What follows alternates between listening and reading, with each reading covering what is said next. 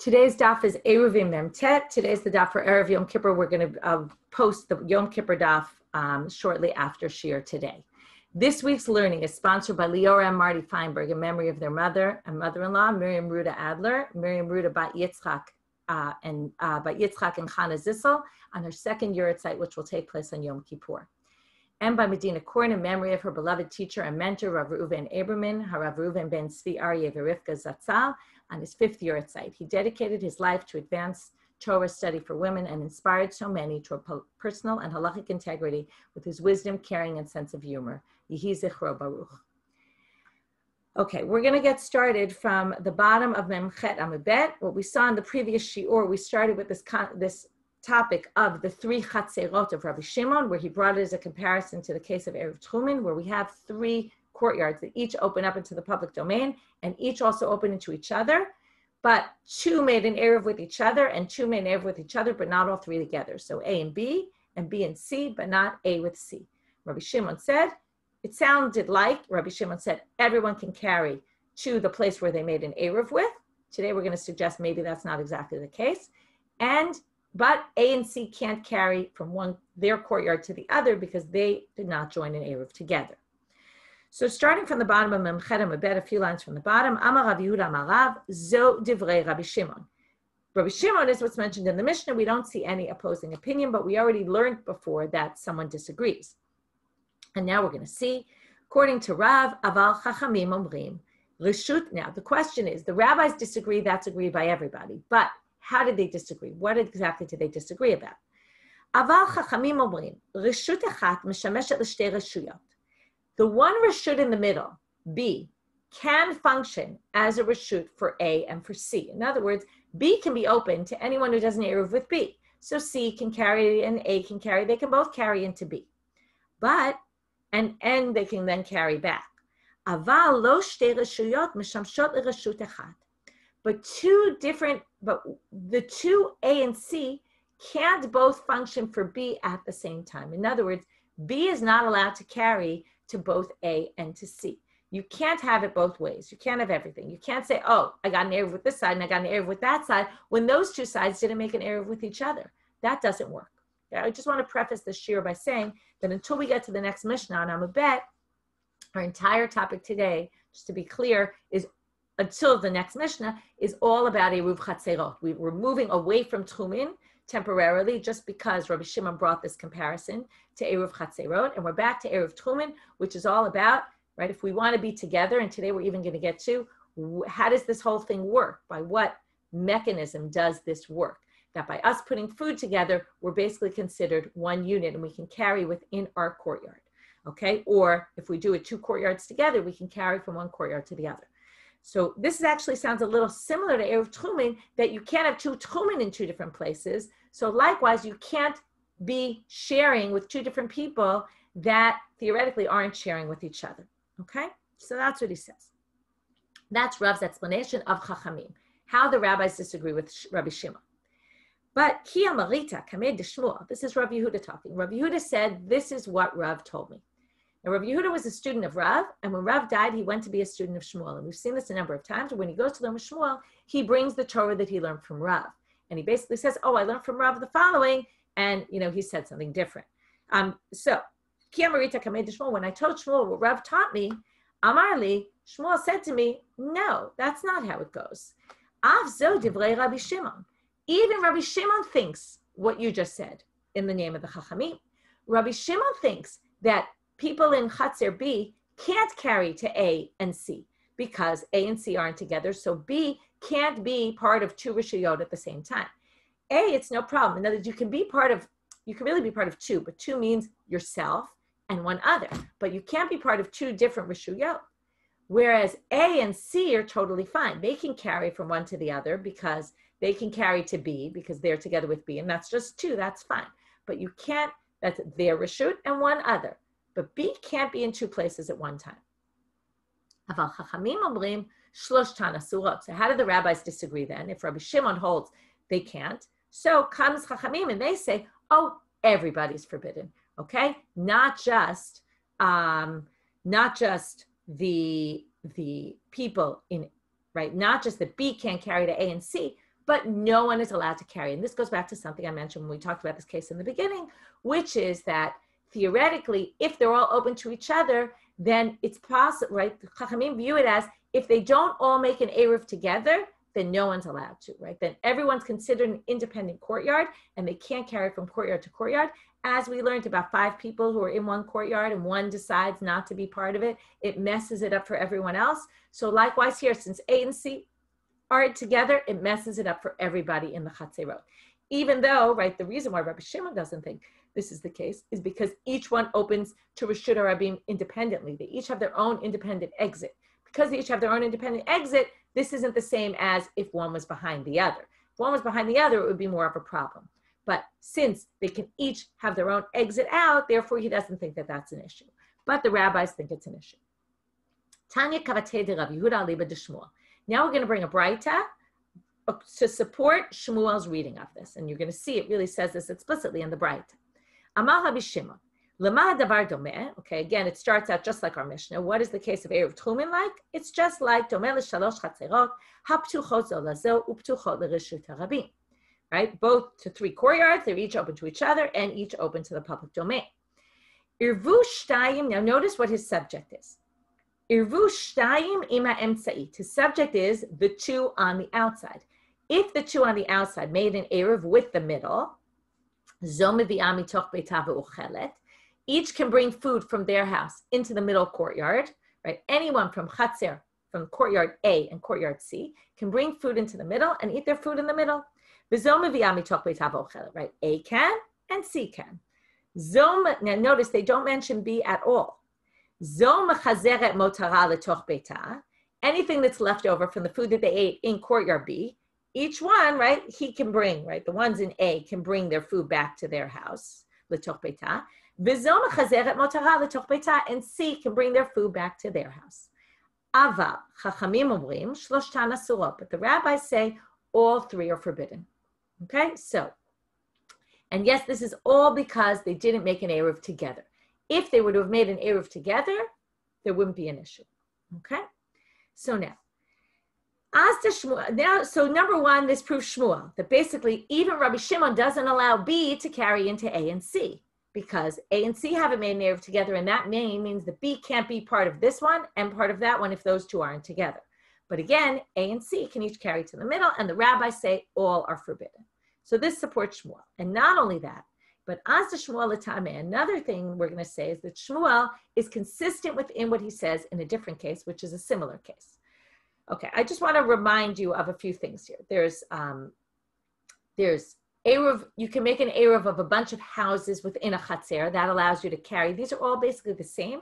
They're just sometimes called something different. Eruv Chatzerot is we want to allow either people from a bunch of houses that live in a courtyard to be able to carry in the courtyard, or people in courtyards that are next to each other. This would also be an Eruv Chatzerot. To carry between courtyards, you would also do an Eruv Chatzerot.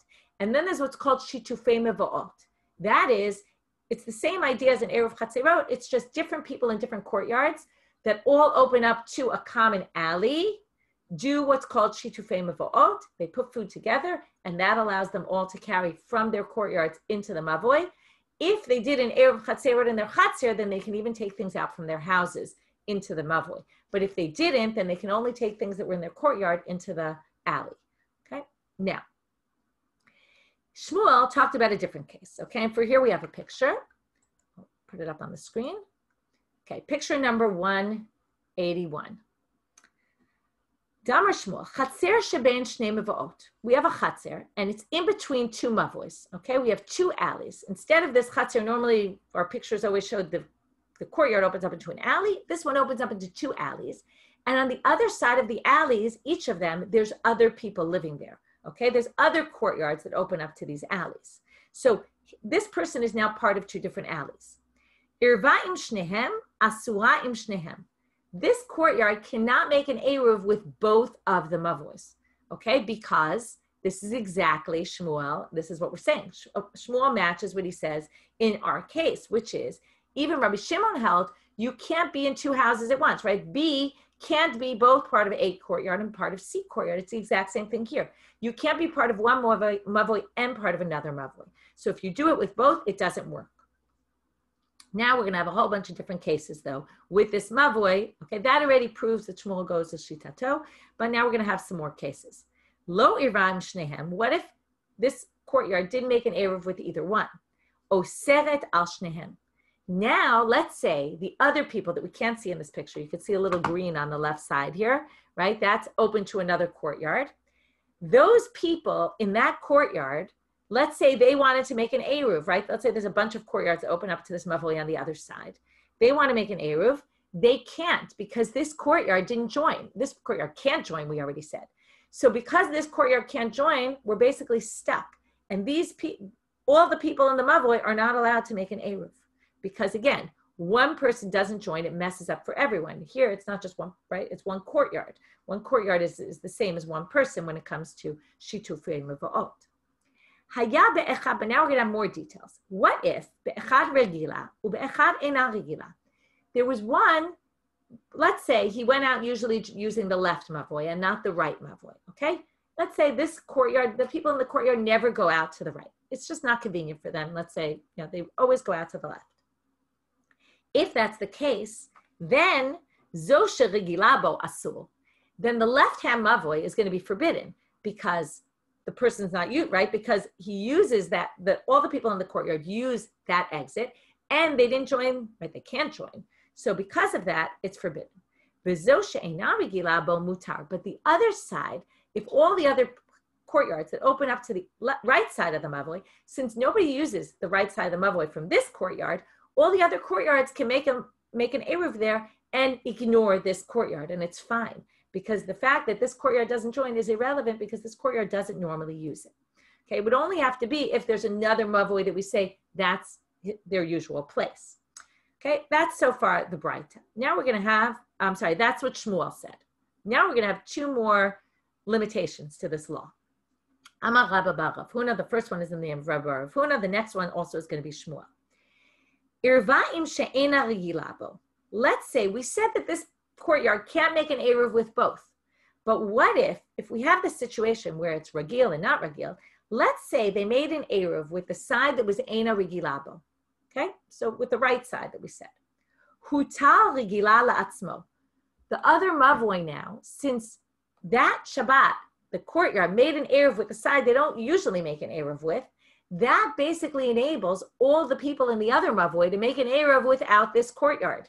Because they say, oh, you showed that for this week, you're not going with us, you're not going to use this exit, so therefore it's as if for Shabbat you're not with us. And therefore they're allowed to make an eruv without that courtyard. The Amar Rabba bar Rav Huna Amar Shmuel. So Rabba Rav Huna says again, but this time in the name of Shmuel, another limitation. Im irva regila la'atzma. Okay, let's say the one that the courtyard normally goes out the left side, they made an eruv without this courtyard. Lo irev. And the side, okay, now remember, if this person makes an eruv with both sides, it's not an option. But if one side made an eruv and the other side didn't even make an eruv for Shabbat, they just didn't, okay? Didn't interest them to make an eruv, or they forgot. V'hi atzma lo irva, and the middle courtyard didn't make an eruv at all. They basically can close off this exit and say, listen, for this Shabbat, you're not coming out using our mavoi. The kigon ze kofina midat stone is a great line. It means we force people not to act like the people of stone.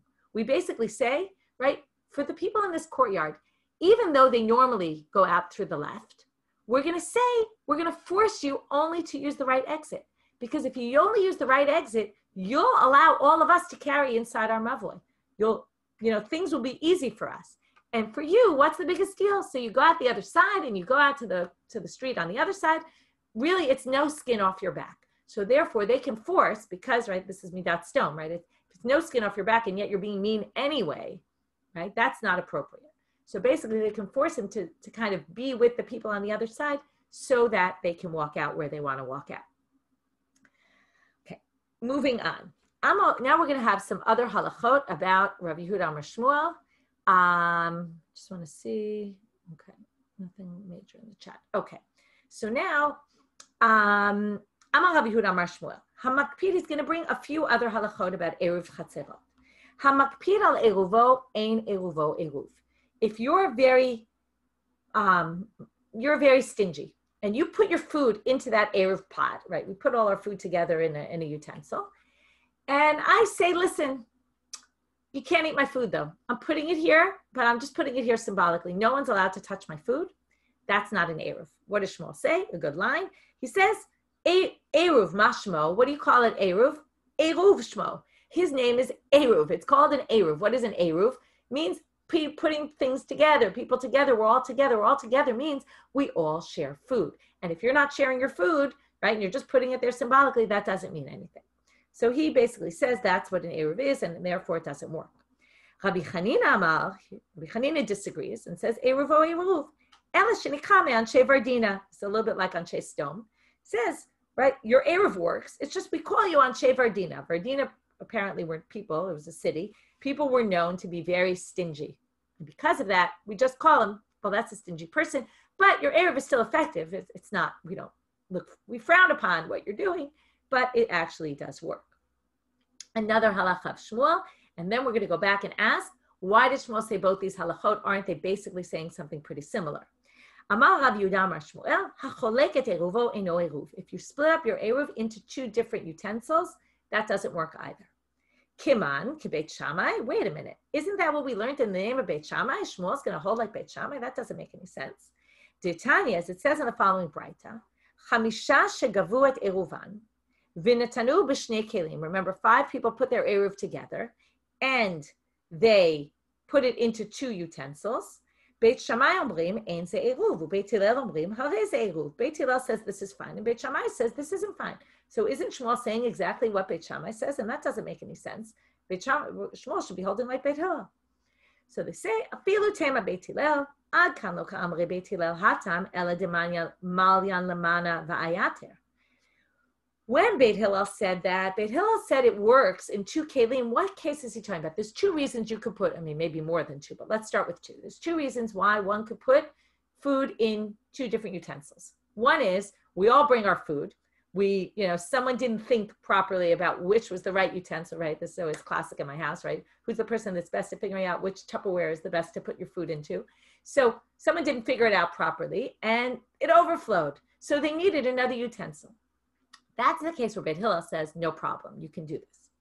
But if you decided to split it from the beginning, then you can't say that's an Eruv. Then even Beit Hillel would agree that it's not an Eruv, and that's what Shmuel's talking about, where you decided from the beginning, I'm going to put it in 2 different utensils. That doesn't work for sure. Now, so again, we have 2 halachot of Shmuel. One is, if you say, no one can eat my food, that's not an Eruv. And if you put it in 2 different utensils, it's not an Eruv. Now, both are connected to this idea of Eruv Shmo. It's all supposed to be mixed up together, right? Both that we share food and that we share, that all the food is together in one place. So, Tartil Amali, why do we need both of these? So the Gemara says, Shrife, you need them both. Why? Di'iyashmin an hatam. If you had in the first case, you would say Mishum de Kapir. Aval hacha emalo.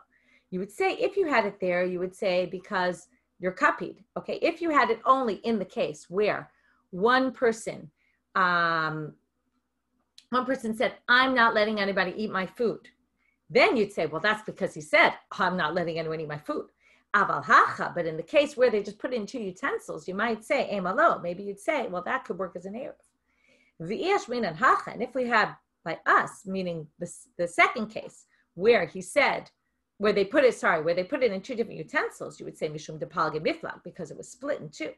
Aval hatam emalo, but maybe in the other case you'd say no. So, tzricha. Therefore, you need both. Amar le Rabbi Abba le Rav Yehuda. Bebema atzarte debe Rav Zakkai. Rabbi Abba says to Rav Yehuda in the what do you call it, the yekev, the place where they're making the wine, okay, in the wine press. He says in the wine press of Rav Zakkai, the olive press. That's interesting. I thought it was a wine press, but maybe it's an olive press. It's not super significant where it is. You wonder why the Gemara is telling us this. Mi amar Shmuel hacholeket eruvo eino eruv. Does Shmuel really say that if you split your eruv, it doesn't work? V'hamar Shmuel, doesn't Shmuel say Bayit shemenichim bo eruv, eino tzarich liten et habat. Doesn't Shmuel say that the house where you put the Eruvin you don't need to put the bread in there, okay? I realized I didn't put the sheet in the chat, so I put it in now because I realized I forgot to put it on the group. So anyway, on the site before class. So now it's in the chat. Okay, back to the daf. A house, shemenichim bo eruv, you don't need, if we put all the food in my house, I don't need to add bread to it, okay? Now, comes Rabbi Abba, and he questions Shmuel based on this. And he says, listen, if that's the case, why don't I need to put bread in the basket with all the other food if it's in my house? So he says, my time, what's the reason? Lav mishum de amal de kevan de manach besala keman de manach hachadami. Don't we assume it's because I must have other bread in my house in a basket somewhere? And if I have other bread in a basket somewhere, then it's as if I put the bread, right? It's as if I put the bread in with the Eruv. Now, what do we end up with? We have my bread in my house, plus all the other bread that everybody brought in for the Eruv. All together, right, those two are in two separate utensils, because we just said, I don't need to put it. Why don't I need to put it? Because the assumption is I must have bread somewhere else in my house, and that's going to join the Eruv, which would then go against what Shmuel said. And therefore, they're going to say, Hachanami. So likewise here, in our case where Shmuel said you can't put it in two different utensils, kevan de manach basala, keman de manach hachadami. Wouldn't we say, since it's in a basket, it doesn't matter if it's not in the same basket, it's as if they're together. So Amarle, Rav Yehuda, this question Rabbi Abba asked Rav Yehuda, Amarle, hatam afa pi she'ein pat. So he says to him, no, there it works. If you put the Eruv in your house, if everybody puts their food in your house, you don't have to give food even if you have no bread in your house. Meaning, it doesn't work because we assume you have some other bread somewhere else in your house and that joins the Eruv. No, that's not why it works. My taima dekulu hachadayre. How does the Eruv work? The Eruv works, and now we're going to get into the question of how the Eruv works. But right now we're going to say the Eruv works because you all put your food in my house. What does that mean? That means basically that you have rights to my house. If you have food in my house, it's as if you can come into my house now and eat whenever you want. So that means my house is open territory for you. That means that you kind of sort of own my house, or you at least own rights to my house in some way, which means that if we all own one house together, then it's as if, and then the question, this is actually a debate among the Mepharshim, do we view it as if we own every house in the courtyard together and then we're all basically part of it? Or is it enough that we own one house in the courtyard to basically allow us to carry within the entire courtyard? So that's why I don't need food. It has nothing to do, I don't need to put food ever because this is my house. Obviously, I have rights to my house.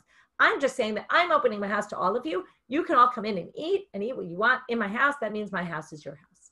Okay, so therefore, I don't need to put food out. So now we're going to get into how exactly does Eruv work. So Amar Shmuel, Eruv mishum kinyan.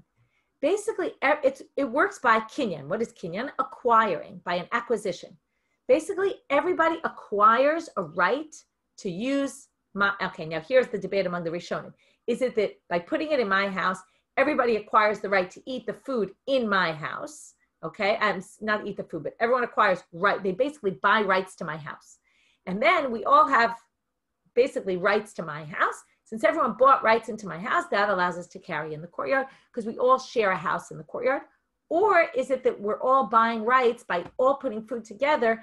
It's as if each of us is basically saying, we're giving up our house to the common, right? And everyone acquires everybody's house in the courtyard, okay? It's some sort of kinyan. Either way, there's some sort of acquisition going on. Either we're all acquiring rights to one house or we're all acquiring rights to everybody else, to each other's house in the courtyard. Now, if it works by acquisition, how are things normally acquired? It's true they use the barter system, but the main way things were acquired was the way things were acquired nowadays, by money, right? So if that's the case, itema mipnei ma ein konim b'me'ah, if you want to say, well then, why don't we use money for an Eruv? Why would we use food if we could use money? Okay, and if the whole thing is a kinyan, the better thing to use is money. Mipnei she'ena metzuya ba'arvei Shabbatot. Great line. People in those days, okay, and apparently surely wasn't everyone, but many people in those days had no money left on Friday afternoon because they spent all their money on Shabbat. And then on Sunday morning, they work again, make money, and buy food for the day. So basically, Erev Shabbat, they were full out of money. Okay, interesting, right? People really living hand to mouth. So they say that's why they didn't want to make Eruv with money, because people didn't have money laying around. So then they ask a good question and they say, well, Hecha de'irev miu liknei. So then, but what if I did do an Eruv with money? Would it work? Right? Sounds like we didn't make me do it with money because maybe I won't have money around. But what if I did it with money because I have money and I wanted to do it with money? Would it work? So they say, no. Gzeira shema yomru me'a ikar v'zimnin delo shachiach me'a v'lo ate li ruve bepat da'ate yeruv le'il kolkule. They made an ordinance that, no, this isn't going to work. Why? Because what if, right now I happen to have money. If I use my money for my Eruv, and I get used to using money for an Eruv, one Friday, I end up without money, and maybe the next week and the next week. At that point, no one's going to remember that I can do an Eruv with bread, because we haven't done Eruv with bread in many, many years or many months. No one will remember. They'll think that you can't do Eruv anymore, and the whole thing of Eruv will disappear, basically. Now, you might say, okay, it disappears. So what? I mean, anyway, Eruv is just this kind of loophole to allow us to carry. But I think that they were concerned that people really need to carry, and they really need it, and they might end up carrying on Shabbat. So we don't want to lose this whole idea of Eruv. And therefore, they said, right, we're not going to let people use money in the event that they won't have money, they won't be able to make an Eruv, and then they'll forget that you can actually use bread. So that's all within Shmuel. Shmuel says you're actually acquiring. There's some sort of kinyan going on here. Rabba Amar Eruv Mishum Dira. No, you're not acquiring anything. You're just saying my house is your house, and open door policy, right? You can basically, you don't acquire rights to my house, but you make it so that we can all carry together, right? That our houses are all open to each other, and we all basically have rights to the houses, but not because we acquired any rights, okay? So now, my benayu, what's the difference? What are the nafkamino between them? Ika benayu kli, okay, utensil. If we put a utensil down instead of food, so here you have it. What's the difference with a utensil and food? A utensil can be a kinyan. You can make a kinyan with a utensil. You can barter, right, your utensil for my something else. But you don't get rights to be in someone's house just because you gave them a utensil, right? That's not the same as putting your food there. If you're putting your food there, food is, right, we all know food is the center, certainly in Judaism, of right, everything you do. And if there's food somewhere, that means, oh, I must be hanging out there. It's the same thing with the Erev Tchumen. You put food down, that's because you're saying that's where I want to be for Shabbat. But if you just put kelim down, remember we saw that opinion, you have to put your food and your kelim. But it has to be food for sure, and in addition, kelim. But if you just put kelim, that's not going to be, oh, I'm living here. So it's not going to work for Rabbah. And the other two are going to be the reverse. Pachot mishav pruta, if you put less than a pruta, you can't acquire anything with. But you can, if I put food that's worth less than a pruta, it's still saying my food is there and I'm going to come on Shabbat and I'm going to eat. So that will work for dira. And katan, what about a katan? Remember we saw the case where you could give it to a katan to put the Eruv out?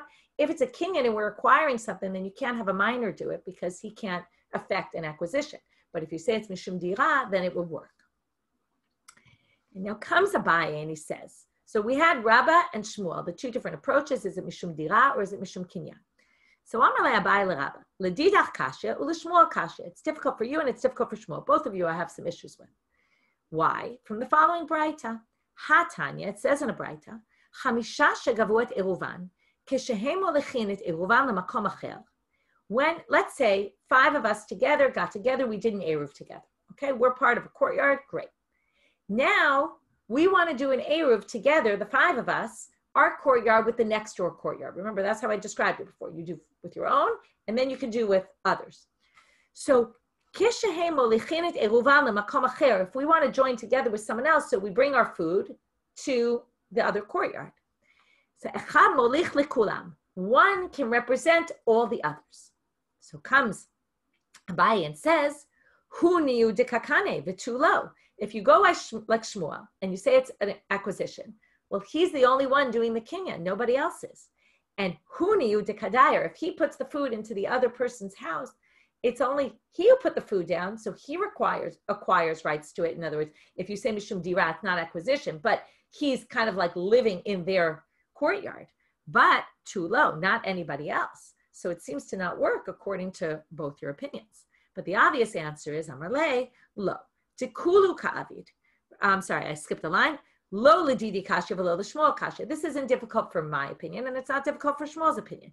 Shlichu tikulu ka'avid.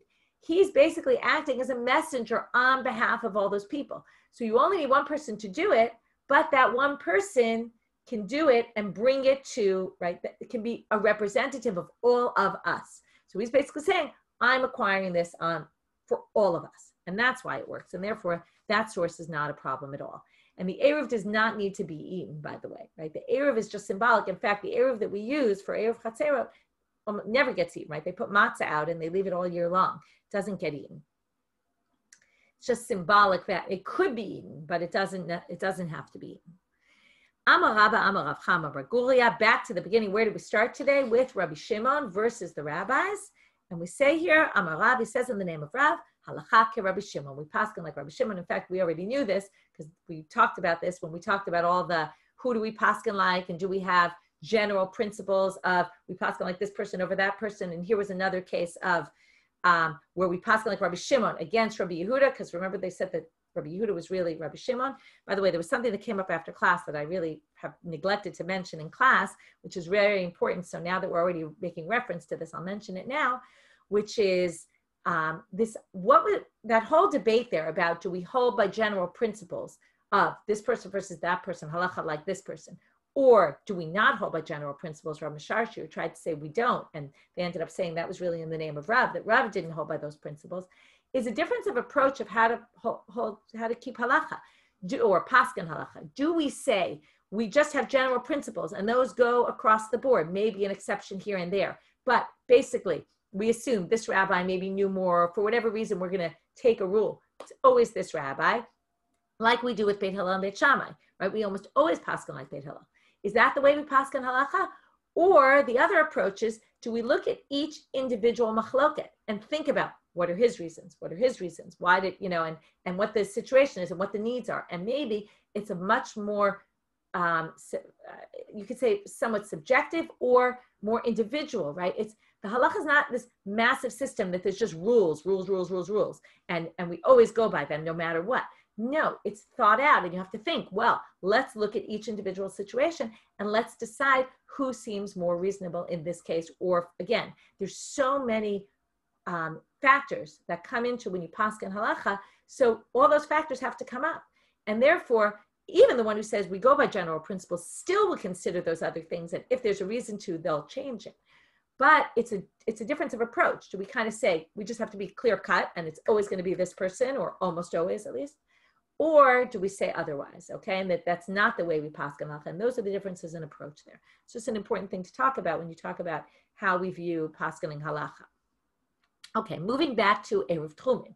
We're going to start this case more, it's going to be discussed much more in depth in tomorrow's daf. Misha baba derech, somebody is on the way going home and they realize, chashchalo, it's getting dark, they're not going to make it home, and they're not even within 2,000 cubits of their house. So what can they do? Until now, we've talked about you have to put down food, which you can't do. You can't put down food 2,000 amot away from you because you can't get there right now. It's already Shabbat. And that's the whole point. You're far away.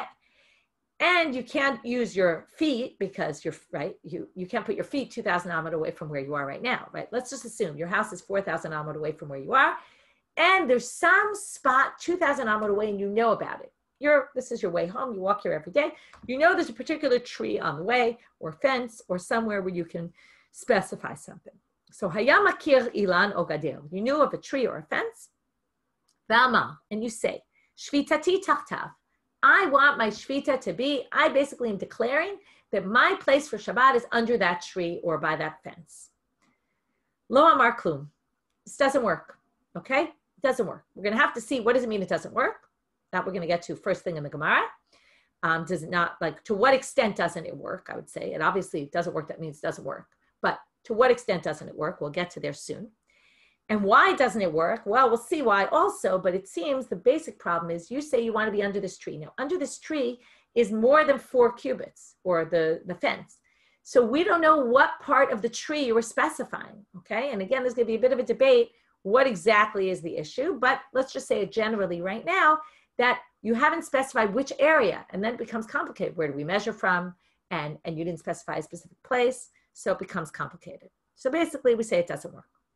But if you say, shvitati b'ikaro, I want my shvita to be in the center, or right by the trunk of the tree, then it's very clear which area you're designating.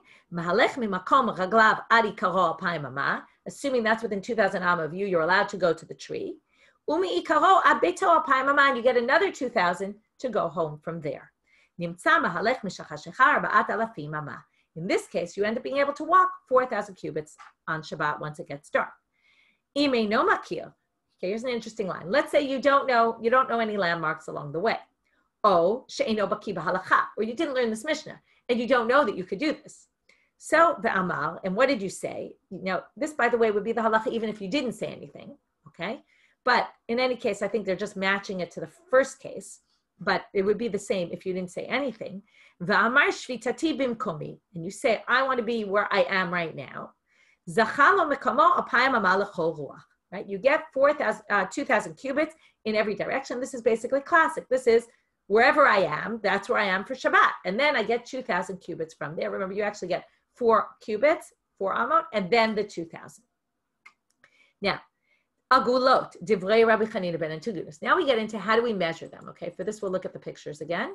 182, okay? Do we measure a circle around me of 2,000 amma? Or do we make like a radius, of 2,000 amma in every direction, and then we draw a square? Okay, now remember, we learned the whole pi sugya, right? About square is a quarter more than the circle, right? Even though it's not exactly. But so he says, agulot, tivrei Rabbi Chanina ben Antigunus, the chachamim omrim merubaot kitavla merubat. Okay, it's like a square tablet. Kadesh yu niskar lezaviot, so that you gain on the corners, right? All these extra corners, you get some extra space. Okay, so we're making it easier for you according to chachamim. And this is what they say. Mishnah continues, and this we quoted already a few days ago. Ha'ani ma'arev beraglav. Remember, the ani can make an eruv with his feet. So here you are, you're standing in a spot, you basically make an eruv with your feet, and you get 2,000 cubits from there.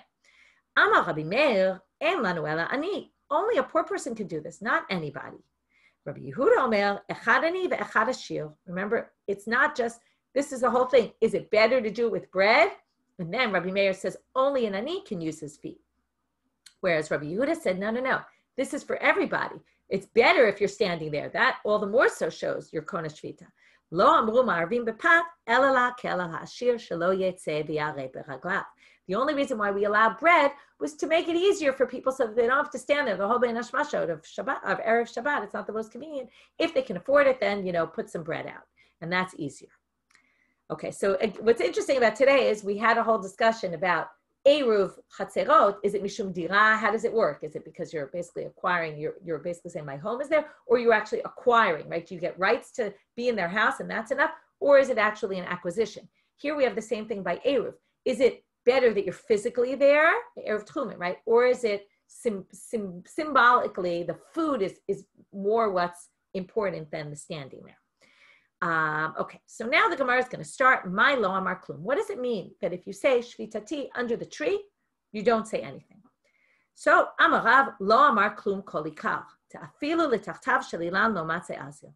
You can't even walk to the tree. You don't even get 2,000 amma. You get nothing. Rashi says, you're stuck. Lo yaziz min komo. You're stuck. Why are you stuck? Because you tried to be kovei shvita somewhere else. You weren't successful, because it's too big a space. And that we're going to get to, you'll have to see in tomorrow's daf, which is why Rav thinks that it doesn't work there. But once it doesn't work there, it also doesn't work where you were, because you basically said, I don't want to be here when Shabbat starts, right? I want to be there. It didn't work, but you uprooted your shvita from where you are, so you're stuck. So Shmuel amar, lo amar klum, what does that mean? Lebeito, it means you didn't succeed in doing what you wanted to do. Okay, but I'm going to show you the pictures now. You can walk from where you are to the tree. Okay, you're 2,000 amot. But now, remember the chamar gamal? The camel driver goes from the front and the donkey driver goes from the back, and you're basically in two directions here. You're being pulled in two directions. Balin Dov, what's the problem? We don't know. Did you mean the north side of the tree or the south side of the tree? So Balin Dov min hatzafon modidim lo min hadarom. If you want to go to the kivun of the north, then we measure your tchum from the southern side. Okay, if we measured it from the north, you get more. But we measure it from the south, and maybe your house, if you look at this picture, right, your house doesn't get you all this. If you measure from the south side of the tree, you won't get all the way to your house. You can see, right, it doesn't reach all the way to the house. So balim dov min hadarom modidim lo min hatzafon. In other words, either direction that you look at, we're basically going to be stringent and say we can't let you go outside of this distance. Okay, I see there's one more picture. Right, here's another picture of balim dov. Right, they show here balim dov min hadarom. Right, if you want to get, let's say, the northern part of the tree, right, I'm trying to figure out what they're adding here. If you wanted to measure from the darom, and I guess if you wanted to go more in the direction of where you were coming from, if you decided to go out that way. So then you'd have to measure from the northern part of the tree. Okay, either which way you have to be machmir, but this is way better than Rav, because with Rav, you can't go anywhere. Here you can go, you're just limited by the chumrot of every angle. In other words, we assume that you have somewhere under the tree that you acquire, but we're going to be machmir as to where exactly under the tree it is, and we're going to be machmir in every direction. Okay, but he's way more lenient than Rav, who basically says you're stuck in your place. And like I said, tomorrow, we're going to see in the next daf, which listen later today if you want, which is what's the reason for Rav. Okay, and why does he say that you don't get anything? And there's going to be two versions of what Rabbi says to explain Rav. Gemar Chatima Tova to everyone. Good fast and prayers for a better year.